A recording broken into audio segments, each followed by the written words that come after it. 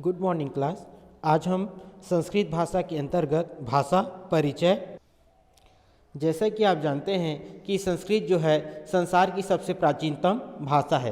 प्राचीनतम मतलब होता है सबसे पुरानी भाषा, और संस्कृत से ही हिंदी का उद्गम हुआ है। इसलिए संस्कृत को हिंदी भाषा की जननी कहा जाता है।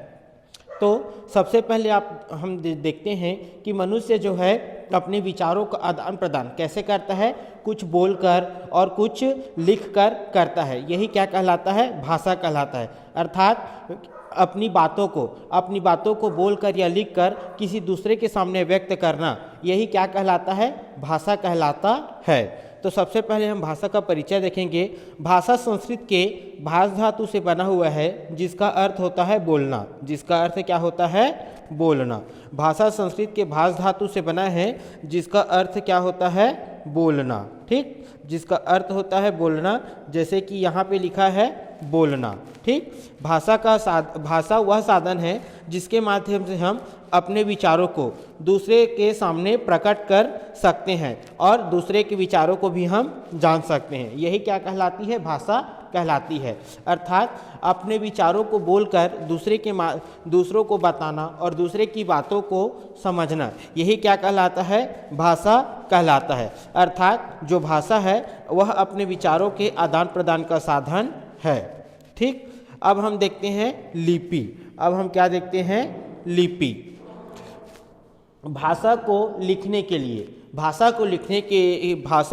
के लिए जो विकसित हुआ वही क्या कहलाता है? लिपि कहलाता है। या फिर भाषा के लिखित रूप को हम लिपि कहते हैं। ठीक, भाषा के लिखित रूप को हम लिपि कहते हैं। या फिर जैसे कि भाषा है, भाषा को लिखने के लिए जिस चिन्हों का प्रयोग किया जाता है, भाषा को लिखने के लिए जिस चिन्हों का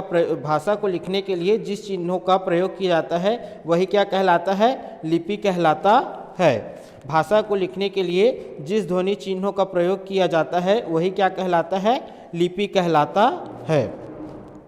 जैसे कि जो संस्कृत भाषा है वह देवनागरी लिपि में लिखी जाती है, हिंदी भाषा भी देवनागरी लिपि में लिखी जाती है, और अंग्रेजी भाषा रोमन लिपि में, पंजाबी गुरुमुखी लिपि में, अरबी भाषा है ना, अरबी या फिर उर्दू भाषा जो है अरबी लिपि में लिखी जाती है।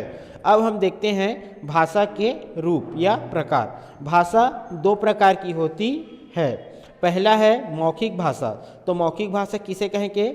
जब हम अपने विचारों को बोलकर किसी दूसरे को बताते हैं तो वो क्या कहलाता है? मौखिक भाषा कहलाता है। जैसे कि एक शिक्षक पढ़ाते हैं और बच्चे सुनते हैं तो वो क्या कहलाता है? मौखिक भाषा।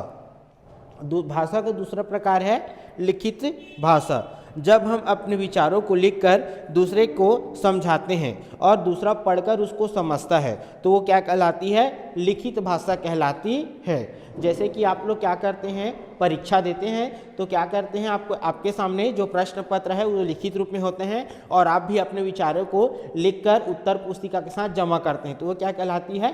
लिखित भाषा। इस प्रकार से आज हमने इसके अंतर्गत भाषा, लिपि और भाषा के प्रकार देखें। ठीक।